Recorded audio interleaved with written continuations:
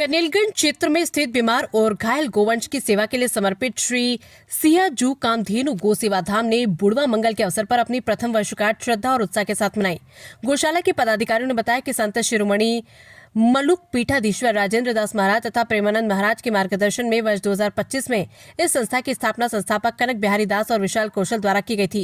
गो सेवा धाम का मुख्य उद्देश्य क्षेत्र में बीमार, घायल और दुर्घटनाग्रस्त गोवंश सहित अन्य जीवों का उपचार और उनका पालन पोषण करना है। शाला की स्थापना करनी, न जाने कितने ऐसे बेसहारा गौवंश सड़कों पर पड़े पड़े मरणासन्न की अवस्था तो प्राप्त हो जाते हैं, कोई देखने के लिए नहीं जाता।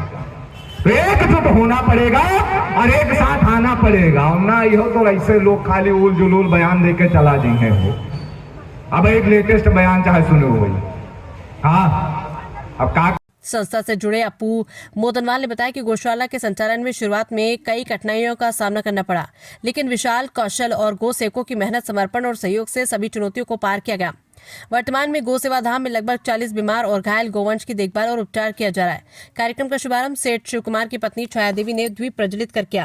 कार्यक्रम में मुख्य अतिथि के रूप में मोहित राज उपस्थित रहे। इस अवसर पर विशिष्ट अतिथि के रूप में सुनील पुरी, रामजीलाल मोदनवाल, अरुण वैश्य, अशोक सिंगानिया, पिंटू गिरी, नेचर क्लब के अभिषेक दुबे, रजत सोनी, आशीष गिरी सहित कई गोभक्त मौजूद रहे। कार्यक्रम के दौरान गो सेवकों ने गौशाला के 1 वर्ष की सेवा यात्रा को याद करते हुए भविष्य में गोवंश की सेवा को और विस्तार देने का संकल्प भी लिया। वृंदावन में एक गोष्ठी की गई पूज्य संतों की, जिसमें देश के बड़े बड़े संत उपस्थित थे।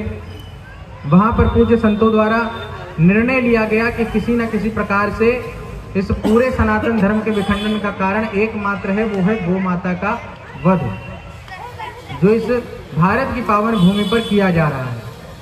उसको बंद करने के लिए यदि हम प्रयास करते हैं तो किसी न किसी तरीके से सनातन धर्म को बचाया जा सकता है, नहीं तो निश्चित ही विनाश होगा। तो उसके लिए पूज्य संतों ने जो एक गोष्ठी की, उसका निर्णय ये निकला कि किसी प्रकार से यदि विरोध